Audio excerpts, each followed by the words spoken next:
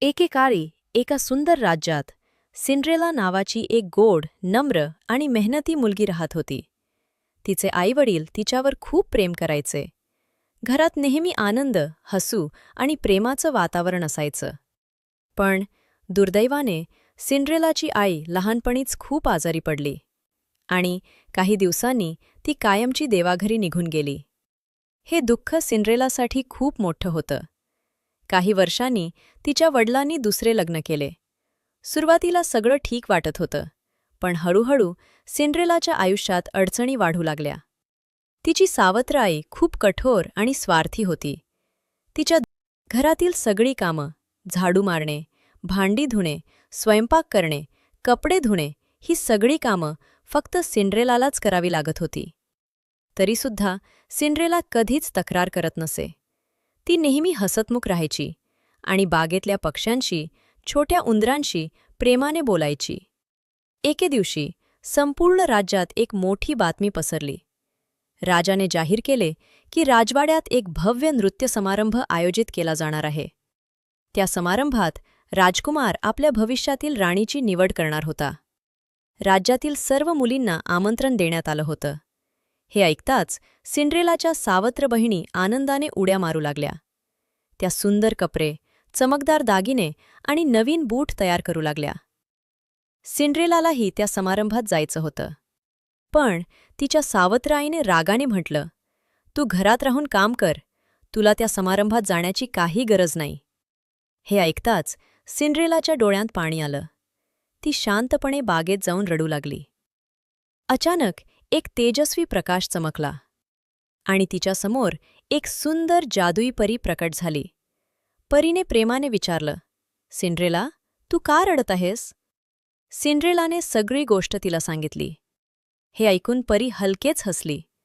"काळजी करू नकोस, आज तू नक्कीच त्या समारंभात जाणार." हे ऐकताच सिंड्रेलाच्या चेहऱ्यावर आनंद चमकला. परीने आपली जादूची कांडी फिरवली. एक भोपळा सुंदर सोन्याच्या रथात बदलला. छोटे उंदीर पांढरे शुभ्र घोडे बनले. सिंड्रेलाचे जुने कपडे चमकदार राजकुमारीच्या गाऊनमध्ये बदलले. तिच्या पायात काचेचे सुंदर बूट आले. सिंड्रेला स्वतःकडे पाहून थक्क झाली. पण परीने एक महत्त्वाची अट सांगितली. ही जादू फक्त रात्री 12 वाजेपर्यंतच टिकेल. त्यानंतर सगळं पुन्हा पूर्वीसारखं होईल.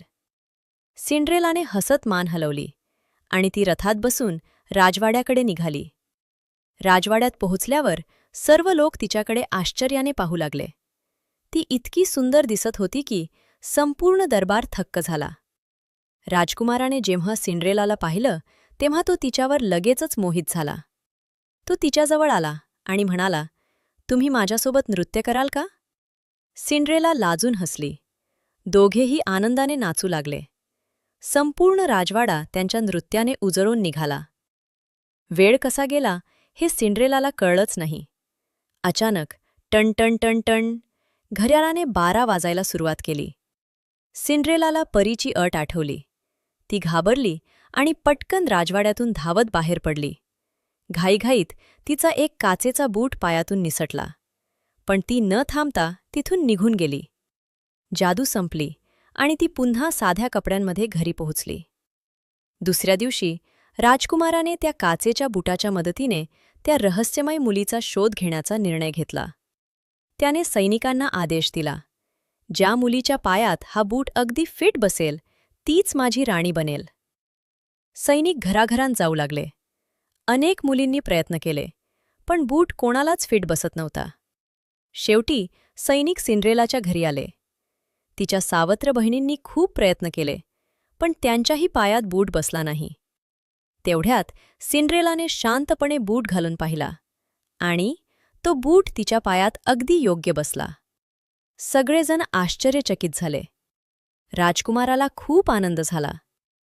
त्याने सिंड्रेलाला राजवाड्यात नेलं आणि काही दिवसांनी दोघांचा मोठ्या थाटामाटात विवाह झाला. सिंड्रेला राणी बनली, पण राणी झाल्यानंतरही ती नम्र आणि प्रेमळच राहिली. ती सर्व लोकांशी दयाळूपणे वागू लागली. आणि मग सिंड्रेला आणि राजकुमार सुखाने आणि आनंदाने राहू लागले.